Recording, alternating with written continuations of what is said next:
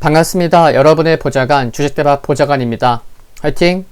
이번 영상은 8월 13일 목요일 10분 아침 시황입니다. 방송 중에 잠깐 컴퓨터 트러블이 생겨서 다시 찍다 보니 오늘은 약간 시간이 좀 지연됐네요. 양해 부탁드리고요. 전일 국내 증시 살펴보면요. 코스피가 0.57% 상승했고 장중에 하락하는 모습도 있었지만 상승 마감할 수 있었습니다. 코스닥 1.7% 하락 마감했는데요. 우선 국내 증시 수급 한번 살펴보겠습니다. 외국인과 기관이 1,500억, 2,000억 각각 매도를 보였고 개인이 3,500억 매수하면서 버팀목 수급 역할을 해 주었습니다. 코스닥 살펴보면 외국인이 3거래일째 매도를 하고 있고 기관은 어제 하루에만 3천억 원 매도를 했는데 5거래일째 매도를 하고 있는데 개인이 좀 받아주고 있습니다. 그럼에도 불구하고 어제는 좀 하락 마감했었고요. 장중에 좀 하락 변동성이 꽤 컸지만 그래도 아랫골이 다는 모습 확인할 수가 있었습니다. 돌아와서 국내 증시 어떤 내용이 있었는지 살펴볼 텐데요. 국내 증시는 미국 증시가 약세를 보였던 영향으로 하락 출발했었는데 미국의 추가 부양책에 대한 불확실성이 부각되면서 투자 심리가 위축됐었고 성장주를 중심으로 차익 실현이 나오면서 한때 코스피는 1% 이상 하락했고 코스닥은 거의 3% 수준까지 하락하기도 했었죠. 코스피 개인 투자자의 매수에 낙폭을 만회해서 상승 전환으로 마감할 수 있었습니다. 미국 증시에서 코로나 확산세 진정, 백신 개발 기대감으로 크루즈, 카지노 등 레저 여행 업체가 강세를 보였듯이 국내도 마찬가지로 여행, 면세, 카지노 등 기업이 큰 반등을 기록할 수가 있었습니다. 업종으로 보면은 유통업종, 보험, 기계, 통신업종이 상승했고 운수장비와 의료정밀 업종은 부진했고요. 코스닥은 헬스케어, IT 섹터가 전반적으로 조정을 받았고 개인의 매수세에도 불구하고 하락 마감했습니다. 아시아 주요 증시도 좀 혼조세로 마감했던 것을 알 수가 있고요. 바로 해외 증시, 미국 증시 살펴보겠습니다. 미국 3대 지수 모두 상승했습니다. 상승폭은 나스닥이 가장 컸고요. 2% 상승했고 S&P 500 지수가 1.4%, 다우가 1% 상승했습니다. 잠시 후에 확인해 보겠지만 필라델피아 반도체 지수 좀 뽑았죠. 3.3% 상승했고요. 애플이 3%, 마이크로소프트가 2.8%, 아마존 2.6%, 알파벳 1.8%, 테슬라가 두 자릿수 상승했고요. 인텔 2%, AMD 7.4%, 넷플릭스 1.8%, 모더라 0.8%, 니콜라 4% 상승했는데 애플의 경우 목표 주가 상향 조정되며 강세를 보이자 관련 부품주들 스카이웍이나 커버 등 상승했고 애플에 이어서 어떤 분석이 좀 있었냐면요. 애플에 이어서 테슬라까지 주식 분할 소식이 연이어지자 아마존, 넷플릭스, 알파벳, 엔비디아, 부킹닷컴 등도 분할을 발표할 수 있다는 분석이 제기된 것이 시장에 긍정적인 영향을 미쳤습니다. 최근 강했던 금융주가 소폭 약세로 마감했고 라스베가스 샌즈, 카니발 등의 경기 민감주와 항공주 등이 매물 출회되면서 하락했기 때문에 다우산업지수가 1% 상승했지만 3대 지수 중에 좀 상승폭은 가장 저조했다는 것을 알 수가 있고요. 미국 시장 역시나 테슬라 효과 컸습니다.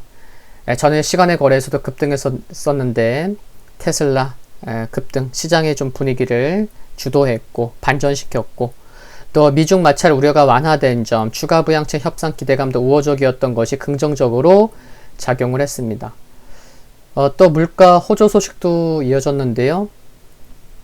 식품과 에너지를 제외한 7월 근원 소비자 물가 지수가 전월 대비해서 0.6% 상승했는데 이게 1991년 1월 이후 가장 큰 상승을 기록한 겁니다. 그래서 이번 상승이 인플레이션 급등이냐? 근데 그것보다는 인플레이션 급등의 신호보다는 경기 침체에서 회복된 것으로 추정된 것이 긍정적이었는데 에릭 로젠그렌 보스턴 연방준비은행 총재도 좀 뒷받침해줬죠. 인플레이션 급등을 우려하기에는 너무 이르다. 또 실업률이 10%인 상황에서 인플레이션이 급하게 오를 거에 대해서는 걱정하지 않는다고 덧붙인 것이 긍정적이었고요. 레리 커들러 백악관 국가경제위원장은 긴장은 있지만 합의 파기는 없다고 주장해서 중국과의 무역 합의 우려를 일축한 것도 투자 심리에 긍정적이었습니다. 금과 은 등 상품 시장의 안정을 찾은 점도 다행이었고요. 펠로시 하원 의장이 큰 차이가 있다고 주장하며 경기 부양책에 대한 우려 여전했지만 민주당이 일부 양보하면서 우려를 확산하지 않은 점도 긍정적이었습니다. 유럽 대체적으로 상승했습니다. 영국이 가장 큰 2% 상승을 보였고요. 역시나 미국과 중국의 무역 협상 기대감 때문이었습니다. 15일 날 이제 미중 무역 협정 만나기 위해서 양국 관리들이 만나잖아요. 네, 레리 커드럴 백악관 국가경제위원장이 중국이 약속을 지킬 것이라고 했고 또 미국산 제품의 구매를 늘리고 있다는 증거도 있다. 협상 기대감을 갖게 했습니다.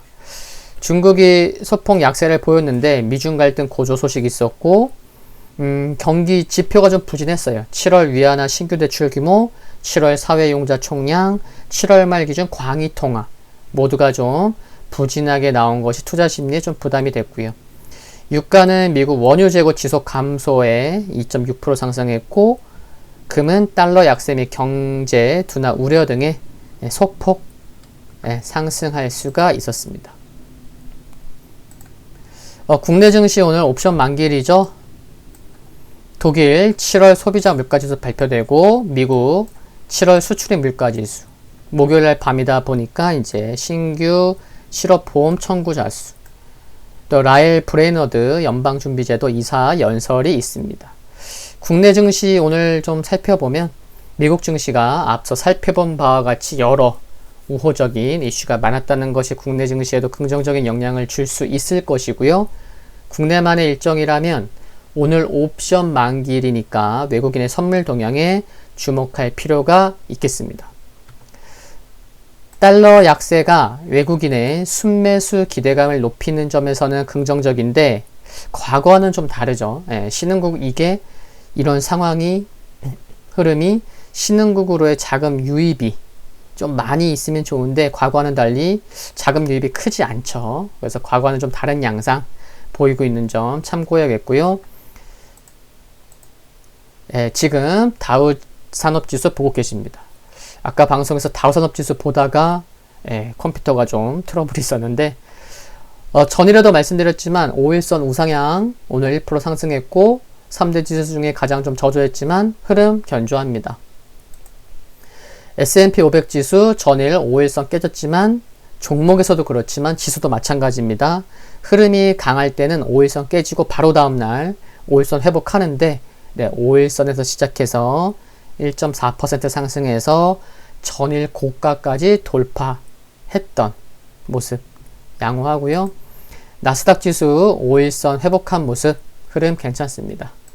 필라델피아 반도체 지수가 3일 연속 캔들상 음봉이었는데 오늘 5일선 회복하는 것도 좋아 보였는데 5일선 회복하면서 최근 고점 경신 신고가 나온 모습 투자 심리가 이만큼 강하다는 거겠죠.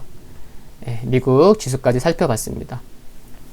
오늘 10분 아침 시장 여기까지입니다. 구독과 좋아요 부탁드리고요. 영상물 아래 좋아요 클릭은 큰 힘이 됩니다. 성공 투자하시기를 기원하겠습니다. 감사합니다.